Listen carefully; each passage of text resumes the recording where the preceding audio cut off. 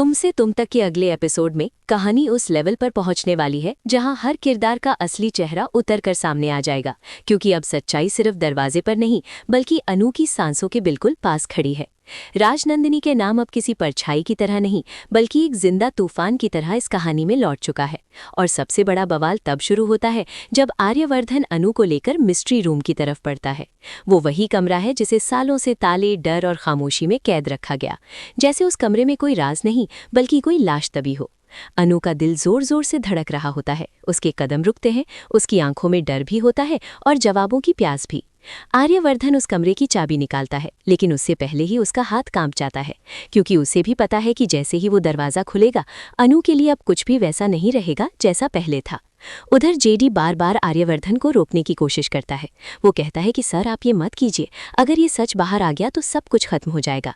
लेकिन आर्यवर्धन अब थक चुका होता है। उसके अंदर की लड़ाई, अनु का शक और राजनंदिनी की यादें सब मिलकर उसे मजबूर कर देती हैं कि अब सच को बाहर आने देना ही होगा। तभी अचानक एक जोरदार ट्विस्ट आता है। आश्रम की वर्कर अनु को कॉल कर देती है और कांपती आवाज में कहती है कि मैडम आज फिर वो आग, आज फिर तस्वीर जल गई। लेकिन इस बार सिर्फ फोटो नहीं जली, किसी ने हॉल में रखा वो पुराना बॉक्स भी उठा लिया।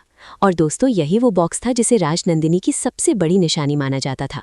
अनु सन्न रह जाती है, क्योंकि इसका मतलब साफ है, कोई तीसरा इंसान है जो हर वक्त एक कदम आगे है। जैसे वो अनु की हर मूव को देख रहा हो, जैसे वो जानता हो कि अनु किस वक्त कहाँ पहुँचने वाली है। अनु तुरंत आर्यवर्धन से पूछती है कि ये बॉक्स क्या था और आप इतना डर क्यों रहे हैं। आर्यवर्धन कुछ पल चुप रहता है, फिर उसकी आंखों में वो डर चमकता है जो किसी अपराधी के चेहरे पर सच छुपाते वक्त होता है। वो कहता है कि अनु, मैं तुम्हें जो बताने जा रहा हूँ वो सुनकर तुम मुझसे नफरत भी कर सकती हो। अनु का दिल बैठ जाता है, लेकिन वो पीछे नहीं हटती। वो कहती है मुझे सच चाहिए आर्य, पूरा सच, आधा नहीं। और यहीं से कहानी में आग लग जाती है, क्योंकि आर्यवर्धन कबूल करता है कि राजनंदिनी की मौत एक हादसा नहीं थी, वो एक कहानी थी। एक ऐसी कहानी जिसे सच दिखाने के लिए बनाया गया, ताकि सबको लगे कि राजनंदिनी इस दुनिया में नहीं रही। अनु हैरान रह जाती है और चीख पड़ती है, तो फिर वो कहाँ है? आर्यवर्धन का चेहरा पीला पड़ जाता है और वो कहता है मुझे नहीं पता, लेकिन मैं जानता हूँ कि उस रात के बाद सब कुछ बदल गया। अब अनु का गुस्सा फूट पड़ता है। वो आर्यवर्धन से कहती है कि अगर वो उसे अब भी सच नहीं बताएगा तो वो खुद सच्चाई ढूंढकर निकालेगी। तभी आर्यवर्धन मिस्ट्री रूम का दरवाजा खोल देता है।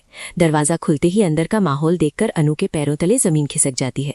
कमरे में धूल से ढका हुआ एक पुराना अलमारी, टूटे हुए फ्रेम, एक जली हुई डायरी और एक ऐसी फोटो जो आधी जली हुई है, लेकिन उस पर एक चेहरा साफ दिख रहा है। और वो चेहरा राजनंदिनी का नहीं बल्कि मीरा का होता है। जी हाँ दोस्तों, कहानी का सबसे बड़ा शौक यही है कि राजनंदिनी की कहानी में मीरा का कनेक्शन बहुत पुराना है। अनु की आंखें खुली रह जाती हैं।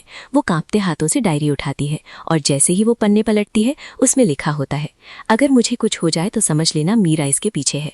अनु को जैसे बिजली का झटका लगता है, उसका दिमाग घूम जाता है। उसे समझ आने लगता है कि मीरा सिर्फ चालाक नहीं बल्कि खतरनाक है और शायद वही इस राज को दबाने के लिए हर वार कर रही है। उधर मीरा भी शांत नहीं बैठी। जैसे ही उसे पता चलता है कि अनु मिस्ट्री रूम तक पहुंच चुकी है, मीरा अपनी सबसे बड़ी चाल चल देती है।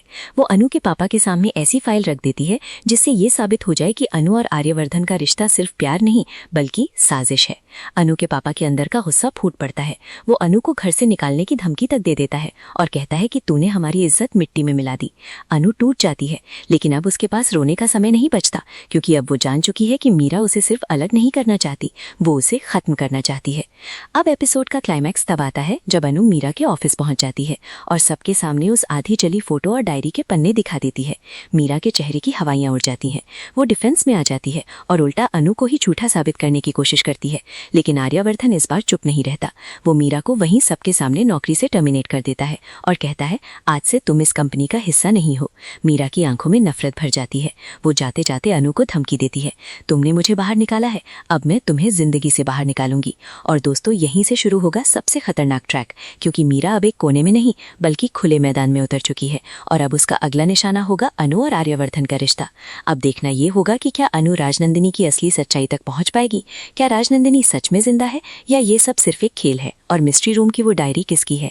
सबसे बड़ा सवाल, मीरा राजनंदिनी से जुड़ी क्यों है और वो सच क्या है जिसे सालों से छुपाया गया? आने वाला एपिसोड एक ब्लास्ट की तरह होगा, जहां हर किरदार अपना असली रंग दिखाएगा और कहानी एक ऐसे मोड़ पर पहुंचेगी जहां सिर्फ प्यार नहीं बल्कि बदला और सच्चाई की आग भी जलती नजर आएगी। अब आप बताइए, क्या मीरा सच में इस राज की मास्टरमाइंड है या इसके पीछे कोई और बड़ा नाम छुपा है? कमेंट में अपनी राय जरूर दीजिए।